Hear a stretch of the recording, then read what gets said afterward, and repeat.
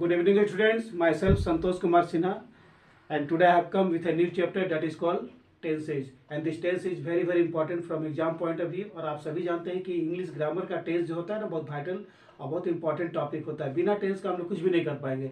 जैसे हिंदी व्याकरण में बिना व्याकरण का आदमी ना बोल सकता है, ना पढ़ सकता है, ना लिख सकता है, उसी तरह से टेंस है। अगर आपका टेंस ठीक है तो आपका वॉइस आगे चल के ठीक हो जाएगा, एक्टिव से पैसिव। और अगर आपका मतलब टेंस अगर ठीक है तो आपका इंग्लिश का सारा कॉन्सेप्ट क्लियर हो जाएगा। तो आज हम एक नया टॉपिक जो कि टेंस है आपके सामने लेके आए हैं और उसी से रिलेटेड हम कुछ क्वेश्चंस बताएंगे जो प्रीवियस ईयर में आता है और एग्जाम में पूछा जाता है। तो एकदम हम बेसिक से बताएंगे, जीरो से एकदम एडवांस तक हम बताएंगे कि टेंस क्या है, टेंस का एग्जाम्पल क्या है, टेंस का स्ट्रक्चर क्या है और टेंस कितने प्रकार के होते हैं, मतलब टेंस को कैसे पढ़ा जाता है और टेंस से क्या क्या क्वेश्चन एग्जाम में आता है, ये आपको देखना बहुत जरूरी है। और टेंस जो है ना हर एस्पिरेंट के लिए, कोई भी एस्पिरेंट अगर इंग्लिश में अच्छा करना चाहता है, कोई भी कैंडिडेट्स अगर इंग्लिश में अच्छा करना चाहता है तो उसको टेंस पर फोकस करना ही पड़ेगा, क्योंकि टेंस इंग्लिश का रूट है, बेस है, यानी कि रिफ्लेक्शन करता है, मिरर है। मिरर क्या करता है? रिफ्लेक्ट करता है। हम जो भी होते हैं आईना सच बता देता है, आईना कभी झूठ नहीं बोलता है। तो टेंस क्या है? इंग्लिश का बेस है, रूट है। बिना टेंस का, बिना फाउंडेशन का हम लोग कुछ भी नहीं कर सकते हैं। So if you want to succeed in your life, your tense must be good and you must have command over tenses. चलिए देखते हैं कि टेंस क्या है। जैसे नाउन पढ़े थे, नाउन क्या है? Nouns are naming word. किसी भी नाम को नाउन कहते हैं, मतलब नाम को ही संज्ञा कहते हैं। उस तरह से हर टॉपिक का डेफिनेशन होता है। तो टेंस किसे कहते हैं? देखिए टेंस क्या लिखा हुआ है, tense qualifies time and action, यानी कि टाइम और एक्शन दिया रहता है। Action means work. टेंस से ये पता चलता है कि कौन सा काम किस वक्त होता है, यानी कि जो भी हम लोग काम करते हैं उसका एक टाइमिंग होता है और जो भी टाइमिंग होता है उस टाइम में एक ठो काम होता है। तो टेंस का सही परिभाषा क्या है? Tense qualifies time and action. Tense से दो चीज का पता चलता है कि टाइम और एक्शन, मतलब वर्क, कौन सा काम किस वक्त होता है। अब इसी से रिलेटेड कुछ एग्जांपल्स है, जैसे कोई भी छोटा छोटा एग्जांपल्स आप उठा सकते हैं अपने सराउंडिंग से।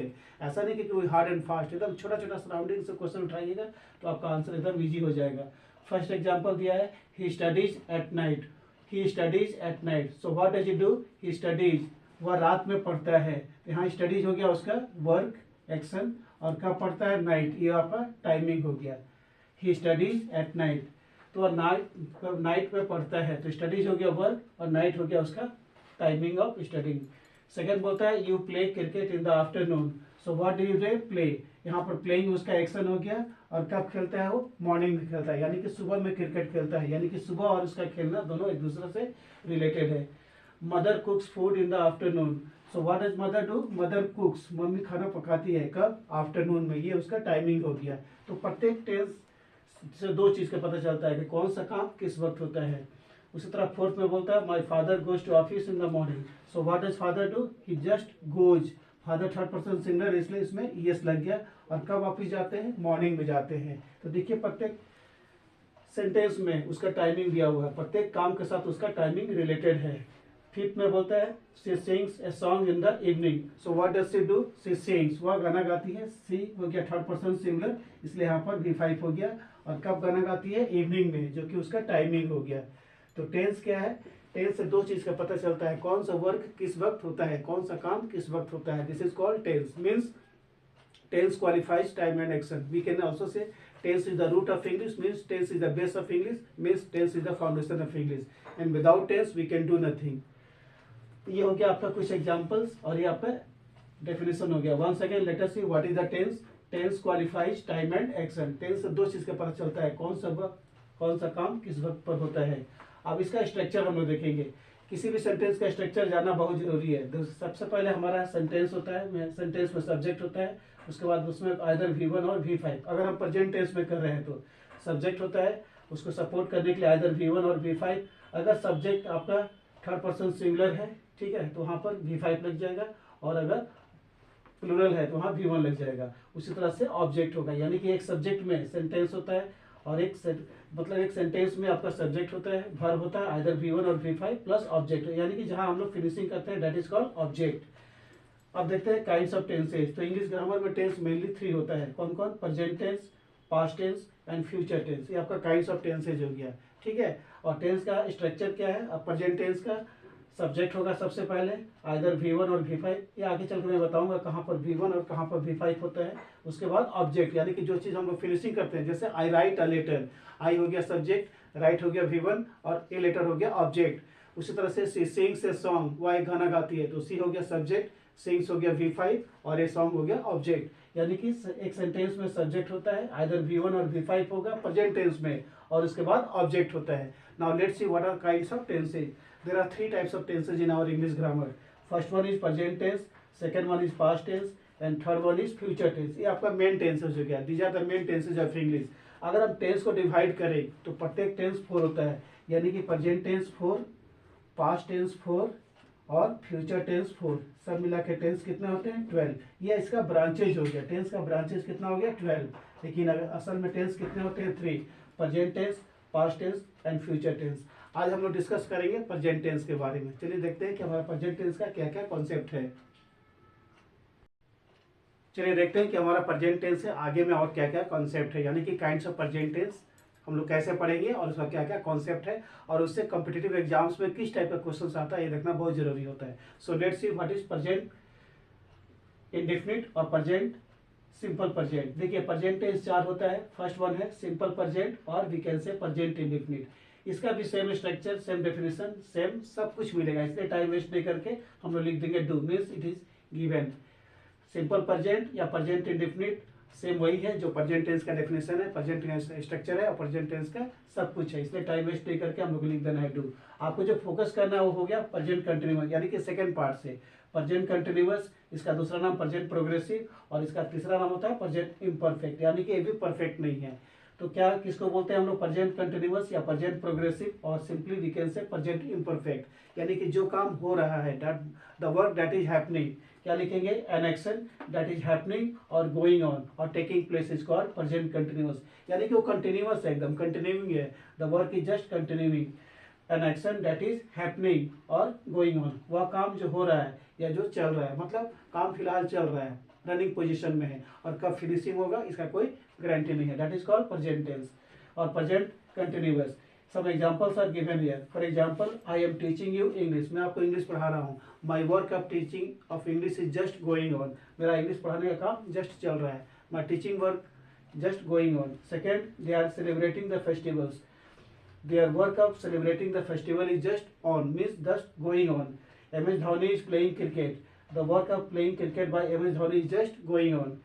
मतलब काम जो कंटिन्यूअस है, that is called continuous tense. Once again I would like to repeat the things. I am teaching you English, मैं आपको इंग्लिश पढ़ा रहा हूँ, यानी कि मेरा इंग्लिश पढ़ाने का काम जस्ट चल रहा है, और ये कब तक चलेगा इसका कोई गारंटी नहीं है, कब तक खत्म होगा, कब तक चलेगा, बट मतलब वो चल रहा है, कंटिन्यूअस है, फिलहाल वो चल रहा है।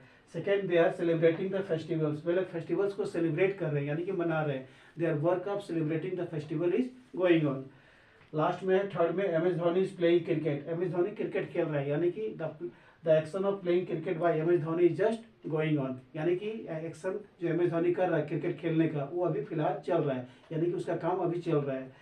These are the examples of present continuous, यानी कि the work that is happening और the work that is going on is known as present continuous, और we can say present progressive, यानी कि प्रोग्रेस कर रहा है, और simply we can say present imperfect। यानी imperfect का मतलब क्या होता है कि कोई भी सेंटेंस परफेक्ट नहीं होता है, कहीं ना कहीं उसका इनकम्प्लीट होता ही है। जैसे आई एम टीचिंग यू इंग्लिश, मैं आपको इंग्लिश पढ़ा रहा हूँ, इतना तो क्लियर हो गया कि मैं आपको इंग्लिश पढ़ा रहा हूँ, लेकिन ये नहीं दिया हुआ कि मैं इंग्लिश में कौन सा टॉपिक पढ़ा रहा हूँ, किसको पढ़ा रहा हूँ, कहाँ पढ़ा रहा हूँ, किस पर्पस के लिए पढ़ा रहा हूँ और कितने दिनों से पढ़ा रहा हूँ, बहुत सारा बात हिडन है। That's why it is called present continuous और प्रेजेंट प्रोग्रेसिव, और simply we can say present imperfect. उसी तरह से they are celebrating the festivals, इतना तो क्लियर है कि वे लोग फेस्टिवल को सेलिब्रेट कर रहे हैं, लेकिन कैसे, कहाँ पर, कितने दिनों से, किन के साथ, बहुत कुछ छुपा हुआ है। MS Dhoni is playing cricket, इतना तो क्लियर है कि MS धोनी क्रिकेट खेल रहा है, लेकिन किस कंट्री के अगेंस्ट में, कब, कहाँ पे, कुछ पता नहीं चल रहा है, मतलब जस्ट काम हो रहा है। The work that is just happening और the work that is going on. अब इसका स्ट्रक्चर क्या होता है, प्रेजेंट कंटिन्यूअस का स्ट्रक्चर क्या होता है, किसी भी सेंटेंस का स्ट्रक्चर जानना आपके लिए बहुत जरूरी है। अगर आपका स्ट्रक्चर पर कमांड है तो आप आराम से बहुत तरह का सेंटेंस फ्रेम आउट कर सकते हैं। So let's see what is the structure of present continuous. First of all will come subject, then helping verbs. Helping verb means what, either is, am, is और आर। हेल्पिंग वर्ब का मतलब होता है subject के बाद जो होता है उसको हेल्पिंग वर्ब बोलते हैं, और हेल्पिंग वर्ब के बाद में जो होता है उसको बोलते हैं हम लोग मेन वर्ब। तो देखिए यहाँ पर सब्जेक्ट हो गया आई, और उसके बाद जो वर्ब हो गया हेल्पिंग वर्ब, यानी कि सेंटेंस को हेल्प करने में सहायता करता है। और हेल्पिंग वर्ब के बाद में जो वर्ब आता है that is called main verb, यानी कि V4। तो आइदर एज, एम, आर, यानी कि is, am, are, is, am, are, these are known as helping verbs. इसको हेल्पिंग वर्ब्स बोलते हैं, यानी कि सेंटेंस के हेल्प में सहायता करता है। उसके बाद हमारा क्या आता है V4 यानी कि ING, और उसके बाद लास्ट में क्या आता है ऑब्जेक्ट। ठीक है, जैसे आई एम टीचिंग यू इंग्लिश, इसमें दो ऑब्जेक्ट है, आई हो गया सब्जेक्ट, एम हो गया हेल्पिंग वर्ब, टीचिंग हो गया V4, और इसमें दो ऑब्जेक्ट है, एक तो यू और दूसरा इंग्लिश। ये आपको मैं एक्टिव से पैसिव में बताऊंगा कि दो, अगर किसी भी सेंटेंस में दो ऑब्जेक्ट रहता है तो उसको कैसे हम लोग पैसिव में कन्वर्ट करते हैं। उसी तरह से they are celebrating the festivals, यहाँ पर दे हो गया सब्जेक्ट, आर हो गया हेल्पिंग वर्ब, सेलिब्रेटिंग हो गया V4, और द फेस्टिवल्स हो गया ऑब्जेक्ट। ठीक है, उसी तरह से एम एस धोनी, ये हो गया सब्जेक्ट, इज हो गया हेल्पिंग वर्ब, प्लेइंग हो गया मेन वर्ब यानी कि V4, और क्रिकेट हो गया ऑब्जेक्ट। तो प्रेजेंट कंटिन्यूअस का स्ट्रक्चर क्या होता है, subject, either helping verb, is, am, are, तीनों में से कोई एक, प्लस V4 प्लस ऑब्जेक्ट। ठीक है, तो ये हो गया हमारा प्रेजेंट कंटिन्यूअस का some examples, some definitions and some structure. चलिए हम देखते हैं कि प्रेजेंट परफेक्ट क्या है और प्रेजेंट परफेक्ट कंटिन्यूअस टेंस क्या है। चलिए देखते हैं कि हमारा प्रेजेंट परफेक्ट टेंस क्या है और उसको कैसे पढ़ेंगे और उससे किस टाइप का क्वेश्चंस एग्जाम में पूछा जाता है। तो आज हम लोग थ्योरी क्लास करेंगे और दूसरे सेशन में यानी कि दूसरे क्लास में हम लोग अपना प्रैक्टिकल यानी कि find out the errors tense से रिगार्डिंग हम लोग करेंगे। यानी कि एरर्स तो मोस्ट इंपॉर्टेंट है इंडिया के किसी भी इंग्लिश का कॉम्पिटेटिव एग्जाम्स में, चाहे बैंक पीओ हो, क्लर्क हो, SSC CGL हो, CPF, CPO, CDS, NDA, मतलब इंग्लिश का कोई भी एग्जाम आप उठा लीजिए, उसमें टेंस तो रहेगा ही और कॉमन एरर तो खैर रहना ही है, क्योंकि बिना कॉमन एरर आपका क्वेश्चंस कंप्लीट नहीं होगा। So I will tell you how to find the common errors regarding tenses in our next classes. So first of all, today we have to see what is present perfect tense and what are the examples of present perfect tenses. आज हम लोग देखेंगे कि present perfect tense क्या है। आप जैसे जानते हैं कि परफेक्ट मतलब ऑलरेडी परफेक्टेड है, यानी कि ऑलरेडी काम हो चुका है, यानी कि उसमें कुछ भी सुधारने की जरूरत नहीं है। और परफेक्ट टेंस मीन्स V3। ठीक है, V3 मतलब हो गया हमारा प्रेजेंट परफेक्ट टेंस या पास्ट परफेक्ट टेंस या फ्यूचर परफेक्ट टेंस। किसी भी सेंटेंस में अगर आपको V3 मिलता है तो सोचिए वो परफेक्ट में है, आइदर प्रेजेंट, आइदर पास्ट और फ्यूचर। V3 मिल गया यानी कि परफेक्ट टेंस हो गया। So let's see what is our present perfect tense. Present perfect tense किसे कहते हैं, इसका परिभाषा यहाँ लिखा हुआ है, an action that have already taken place. देखिए take, took, taken, take, took, taken, यहाँ पर टेकन V3 दिया हुआ है, यानी कि वह काम जो ऑलरेडी समाप्त हो चुका है, यानी कि वह काम जो ऑलरेडी हो चुका है, समाप्त हो चुका है, घट चुका है, that is called present perfect tense. Once again let's see, an action that have already taken place, वह काम जो ऑलरेडी हो चुका है, समाप्त हो चुका है, यानी कि घट चुका है, घटित हो चुका है काम, उससे हम लोग प्रेजेंट परफेक्ट टेंस कहते हैं। अब इससे रिलेटेड कुछ एग्जांपल्स में यहाँ लिखा हूँ, जैसे ही हैज डन द वर्क, वह काम कर चुका है। तो देखिए यहाँ पर डन हो गया, देखिए डू, डिड, डन। डू हो गया V1, डिड हो गया V2 और डन हो गया V3। तो हम लोग किस में आ गए, परफेक्ट टेंस में आ गए, डू, डिड, डन। तो he has done the work, वह काम को समाप्त कर चुका है, डन V3 हो गया। Second example is India has own the match, own, देखिए यहाँ पर वर्ब का V3 हो गया है, विन, वोन, वोन, V3। उसी तरह से they have seen the movie, see, saw, seen, क्या बोलते हैं, see present tense, saw past tense और सीन पास्ट पार्टिसिपल, इसको पास्ट पार्टिसिपल भी बोला जाता है, see, saw, seen. They have seen the movie, वे लोग पिक्चर देख चुके हैं। और second last sentence is the teacher has scolded all the students. देखिए स्कोल्डेड हो गया, स्कोल्डेड। एक चीज मैं आपको बता दूं कि इंग्लिश में V2 और V3 सेम होता है। देखिए स्कोल्ड हो गया V1, स्कोल्डेड ये आपका V2 हो गया, और इसका V3 भी सेम होगा, V3 भी सेम होता है, यानी कि इंग्लिश में V2 और V3 अक्सर एकदम 80% सेम होता है और 20% में V1 होता है। तो स्कोल्ड, स्कोल्डेड, स्कोल्डेड, तो V2 और V3 अक्सर इंग्लिश में सेम होता है। तो क्या होगा, दे have seen the movie, the teacher has scolded all the students. यहाँ स्कोल्डेड हो गया वर्ब का V3। फिफ्थ में बोलता है you have achieved the target successfully, यहाँ पर अचीव्ड हो गया वर्ब का V3, यानी कि यू हो गया सब्जेक्ट, हैव हो गया हेल्पिंग वर्ब, अचीव्ड हो गया V3 और द टारगेट सक्सेसफुली हो गया आपका ऑब्जेक्ट। यानी कि किसी भी सेंटेंस में तीन चीज होता है, सब्जेक्ट, वर्ब प्लस ऑब्जेक्ट। तो वह काम जो समाप्त हो चुका है, जो ऑलरेडी हो चुका है, that is called present perfect tense. इसमें हमेशा वर्ब का V3 आता है। और इसका स्ट्रक्चर हम लोग देखते हैं क्या है। तो किसी भी सेंटेंस का सबसे पहले सब्जेक्ट आएगा, उसके बाद उसमें आइदर हैव और हैज होगा according to subject, plus V3 followed by object होता है। Once again let us see what is the structure of present perfect tense. First of all subject will come and then there will be the supporting verb either have or have और has, उसके बाद main verb V3 यानी कि perfect tense का V3, और उसके बाद object होता है। तो सबसे पहले सब्जेक्ट होता है, उसके बाद अकॉर्डिंग टू सब्जेक्ट हमारा हैव और हैज होगा, ठीक है। उसके बाद वर्ब का V3 होगा, उसके बाद में ऑब्जेक्ट होता है यानी कि फिनिशिंग होता है। तो वह काम जो समाप्त हो चुका है या वह काम जो हो चुका है, that is called present perfect tense, ठीक है। देखते हैं कि हमारा अगला टेंस यानी कि प्रेजेंट परफेक्ट कंटिन्यूअस टेंस क्या है। चलिए देखते हैं कि आज का सेशन का हमारा लास्ट टेंस क्या है, यानी कि प्रेजेंट परफेक्ट कंटिन्यूअस टेंस किसको बोलते हैं और उसका स्ट्रक्चर, उसका एग्जांपल्स क्या है, और उससे अगले क्लास में मैं बता दूंगा कि किस टाइप का कॉमन एरर पूछा जाता है। So let's see what is our present perfect continuous tense. देखिए ये लिखा हुआ है प्रेजेंट परफेक्ट कंटिन्यूअस टेंस, यानी कि प्रेजेंट परफेक्ट भी है और प्लस कंटिन्यूअस भी है, यानी कि इसका दो पोस्ट है, एक तो प्रेजेंट कंटिन्यूअस का और उसके बाद प्रेजेंट परफेक्ट कंटिन्यूअस टेंस। इसका दो पोस्ट है, एक तो प्रेजेंट परफेक्ट है और दूसरा इसका प्रेजेंट परफेक्ट कंटिन्यूअस टेंस है।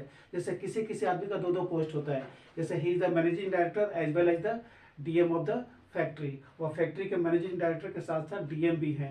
ही is the principal as well as the GM of the school, वह स्कूल के प्रिंसिपल प्लस जीएम दोनों ही हैं। जब एक आदमी का दो पोस्ट होता है उस केस में हम लोग क्या बोलते हैं, एज वेल एज का प्रयोग कर देते हैं, मतलब होने के साथ साथ वह जीएम होने के साथ साथ इस क्लास का या इस स्कूल का प्रिंसिपल भी है।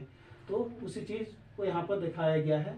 या प्रेजेंट परफेक्ट है और प्लस कंटिन्यूअस है, इसका दो फॉर्म है, दो पोस्ट मिला हुआ है। अब किसको बोलते हैं प्रेजेंट परफेक्ट कंटिन्यूअस टेंस, उसका परिभाषा क्या है, चलिए देखते हैं क्या बोलता है। An action that have been taking place with the passage of time. With the passage of time means समय के साथ साथ, जब कोई भी काम समय के साथ साथ होता है तो उसे हम लोग प्रेजेंट परफेक्ट कंटिन्यूअस टेंस कहते हैं। यानी कि स्टार्ट हुआ था पास्ट में, प्रेजेंट में चल रहा है और कब तक चलेगा फ्यूचर में इसका कोई गारंटी, इसका कोई सीन है, that is called present perfect continuous tense. Once again, जैसे कोई काम पास्ट में स्टार्ट हुआ था और प्रेजेंट में चल रहा है और कब तक चलेगा फ्यूचर में इसका कोई गारंटी नहीं है, उसे हम लोग बोलते हैं प्रेजेंट परफेक्ट कंटिन्यूअस टेंस। जैसे अगर हम बोलें कि कल रात से बारिश हो रही है, यानी कि कल रात को स्टार्ट हुई थी, अभी तक हो रही है और फ्यूचर में कब तक होगी कि इसका कोई गारंटी नहीं है। उसी तरह से बच्चा सुबह से सो रहा है, यानी कि स्टार्टिंग किया सोना सुबह में और अभी तक सो रहा है और कब तक सोएगा इसका कोई गारंटी नहीं है। तो जो काम पास्ट में हुआ प्रेजेंट में चल रहा है और फ्यूचर में कब तक होगा उसका कोई गारंटी नहीं है, उससे हम लोग बोलते हैं प्रेजेंट परफेक्ट कंटिन्यूअस टेंस। उसी का कुछ एग्जांपल्स दिया हुआ है। सबसे पहले हम लोग अपने स्ट्रक्चर देख लेते हैं। तो प्रेजेंट परफेक्ट कंटिन्यूअस टेंस का स्ट्रक्चर क्या होता है, सबसे पहले सब्जेक्ट जो कि आप जानते हैं, उसके बाद आइदर हैव बीन और हैज बीन, दोनों में से कोई एक, according to subject plus V4 यानी कि ING रहेगा, उसके बाद ऑब्जेक्ट हो जाएगा यानी कि फिनिशिंग, और उसके बाद आ जाएगा टाइम, क्योंकि जो काम समय के साथ चल रहा है तो टाइम तो मेंशन करना ही पड़ेगा, और टाइम को अगर हम डीप में दिखलाना चाहते हैं तो आइदर सिंस और फोर का हम लोग प्रयोग करेंगे। हम आपको बता देंगे कहाँ पर सिंस होगा और कहाँ पर फोर होगा, और कॉमन एरर में सिंस और फोर से ही क्वेश्चन देता है, जहाँ होना चाहिए सिंस वहाँ फोर लगा देगा, जहाँ होना चाहिए फोर वहाँ पे सिंस लगा देगा। तो मैं आप लोगों को कॉन्सेप्ट क्लियर कर दूंगा कि कहाँ पर सिंस होता है, कहाँ पे फोर होता है। चलिए नीचे कुछ एग्जाम्पल दिया हुआ है और एग्जाम्पल के सहारे आपको पता चलेगा कहाँ पे सिंस कहाँ पे फोर का प्रयोग होता है। So let's see example number 1।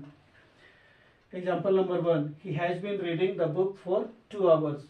वह किताब को 2 घंटा से पढ़ रहा है। ये तो सेंटेंस क्लियर हो गया कि किताब को 2 घंटा से पढ़ रहा है। तो 2 घंटा पहले स्टार्ट किया था और अभी तक पढ़ रहा है और कब तक फ्यूचर में पढ़ेगा इसका कोई गारंटी नहीं है। यानी कि जब बोला जाता है उसके बाद तुरंत आप घड़ी देखेंगे कि सर बोल रहे हैं कि वह 2 घंटा से किताब पढ़ रहा है, तो 2 घंटा आपको बैक जाना पड़ेगा। अगर पर्टिकुलर टाइम दिया होता कि 10 बजे से या दिन में 2 बजे से या शाम 4 बजे से, तो वहाँ पर सिंस का प्रयोग होता है। यहाँ पर पर्टिकुलर नहीं है, टाइम का ड्यूरेशन है, इसलिए यहाँ पर क्या लग गया 4। मैं आपको रूल लिखवा दूंगा, what is the use of since and for. He has been reading the book for 2 hours, और 2 घंटे से वह पिछले 2 घंटे से किताब को पढ़ रहा है। सेकेंड बोलता है you have been sleeping since morning, आप सुबह से सो रहे हैं। यहाँ पर्टिकुलर टाइम को दिखलाया गया इसलिए यहाँ पर सिंस लग गया। पर्टिकुलर टाइम मीन्स आपका या तो कोई मॉर्निंग रहेगा, इवनिंग रहेगा, नाइट रहेगा, या कोई मंथ का नाम, कोई ईयर का नाम, कोई डेज के नाम रहेगा, वहाँ पर सीधा हम लोग सिंस लगाएंगे। It has been raining continuously for several weeks, क्या बोलता है कि बहुत कंटिन्यूसली रेनफॉल हो रही है सेवरल वीक से, मतलब बहुत सप्ताह से। तो कितने सप्ताह से, 2 सप्ताह, 3 सप्ताह, 4 सप्ताह, पता नहीं चल रहा है, यानी कि इंडेफिनिट है। इतना जान लीजिए कि डेफिनिट के लिए सिंस लगता है और इंडेफिनिट के लिए फोर का प्रयोग होता है। तो यहाँ पर बोलता है कि सेवरल वीक से बारिश हो रही है कंटिन्यूसली, तो पता नहीं चल पा रहा है कि कितने सप्ताह से, इसलिए यहाँ पर 4 लग गया। फोर्थ में बोलता है they have been living in this city since 2010, या कोई भी ईयर आप दे सकते हैं, ठीक है। यहाँ पर्टिकुलर ईयर दिया हुआ है इसलिए क्या लग गया सिंस। तो आप तुरंत कैलकुलेट कर लेंगे कि 2010 से लेकर 2024 कितने साल हो गया, तुरंत कैलकुलेट कर लेंगे। तो जब पर्टिकुलर टाइम दिया रहेगा, पर्टिकुलर टाइम का मतलब उस सेंटेंस में किसी मंथ का नाम, कोई ईयर रहेगा, जैसे यहाँ पर 2010 है, कोई डेज का नाम संडे, मंडे, ट्यूसडे, और पर्टिकुलर कोई टाइम रहेगा 10 बजे से 2 बजे से, कल रात से, ये सब रहेगा, तो वहाँ पर हम लोग सिंस का प्रयोग करते हैं। हमारा पांचवा सेंटेंस क्या है, we have been working on this project for a long time. फिर यहाँ आ गया कि हम लोग इस प्रोजेक्ट पे बहुत दिनों से काम कर रहे हैं, यानी कि इस प्रोजेक्ट पर हम लोग का जो काम है ना बहुत दिनों से चल रहा है। तो ये डेफिनेट नहीं पता चल रहा है कि कितने साल से, 1 साल से, 2 साल से, 10 साल से, 20 साल से, बस बहुत सालों से या लंबे समय से इस प्रोजेक्ट पे हम लोग का काम चल रहा है। तो इनडेफिनिट हो गया। तो डेफिनेट के लिए सिंस का प्रयोग होता है और इनडेफिनिट के लिए फोर का प्रयोग होता है। हम आपको कुछ बता देते हैं कि कहाँ पर सिंस लगता है, कहाँ पे फोर लगता है। चलिए देखते हैं कि हमारा आज का फाइनल मतलब प्रेजेंट टेंस से फोर्थ पार्ट क्या है और इससे किस टाइप का क्वेश्चन आता है, और इसमें हम बताने वाले हैं कि सेंस और फोर का प्रयोग कहाँ कहाँ पर होता है, जो कि एग्जाम में अक्सर पूछता है। तो मैं क्या बताया था आपको, अगर पर्टिकुलर टाइम दिया हुआ है, मीन्स किसी मंथ का नाम, किसी ईयर का नाम, किसी डेज का नाम, जैसे संडे, मंडे, ट्यूसडे, कोई पर्टिकुलर टाइम 2 बजे से रात 10 बजे से दोपहर मतलब से, तो इस तरह से जब दिया रहेगा तो वहाँ पर हम लोग सेंस का प्रयोग करते हैं। और जब इनडेफिनिट टाइम यानी कि पीरियड ऑफ टाइम रहेगा, ड्यूरेशन ऑफ टाइम रहेगा, बहुत दिनों से, लंबे समय से, 10 साल से, 20 साल से, 100 साल से, उस केस में हम लोग क्या लगाते हैं, फोर लगाते हैं। Let's read what is the rule of sense and four. Rule number 1, if the point of time is given, since is used. Once again, if the point of time means what? Eject time. अगर आपको eject time दिया हुआ है, particular time दिया हुआ है, उस case में हम लोग since का प्रयोग करते हैं। जैसे वह दोपहर में 2 बजे से क्रिकेट खेल रहा है, he has been playing cricket, वह दोपहर 2 बजे से क्रिकेट खेल रहा है, he has been playing cricket since afternoon, दोपहर से, कल रात से वो क्रिकेट खेल रहा है या कल रात से वो पढ़ रहा है, he has been reading since last night, he has been reading since last night लगाएंगे क्योंकि कल रात से वो पढ़ाई कर रहा है। पिछले मंडे से बारिश हो रही है, क्या लिखेंगे, it has been raining very heavily since last Monday, last Monday से जोर से बारिश हो रही है। तो पर्टिकुलर टाइम होना चाहिए, उस केस में हम लोग सिंस का प्रयोग करते हैं। Once again let us see, if the point of time means if the exact time is given, since is used. Second में बोलता है if the duration of time means if the period of time is given, for is used, यानी कि इसमें perfect नहीं दिया रहेगा, imperfect रहेगा, टाइम का ड्यूरेशन रहेगा, 2 घंटा से, वह 2 घंटा से पढ़ रहा है, वह बच्चा सुबह से रो रहा है, अगर हम बोलते हैं तो हाँ सिंस लग जाएगा। अगर हम बोलते हैं बच्चा बहुत देर से रो रहा है तो क्या होगा, the child has been crying for many hours या for a long time, the child has been crying for a long time, बच्चा बहुत देर से रो रहा है। अगर हम बोलते हैं कि बच्चा सुबह से रो रहा है तो क्या बोलेंगे, the child has been crying since morning, यहाँ सुबह से पर्टिकुलर टाइम हो गया, क्या हो जाएगा, the child has been crying since morning. अगर हम बोलते हैं कि बच्चा बहुत देर से रो रहा है, the child has been playing for a long time और for a long period of time. तो once again let us repeat what is the use of since. If the point of time is given, since is used, and if the duration of time is given, for is used। अगर definite है तो उस case के लिए since, अगर indefinite है उस case के लिए हम लोग for का प्रयोग करते हैं। तो आज हम लोग का ये प्रेजेंट टेंस हो गया। अगले क्लास में मैं आपको इससे रिलेटेड कॉमन एरर करा दूंगा। Till then good night.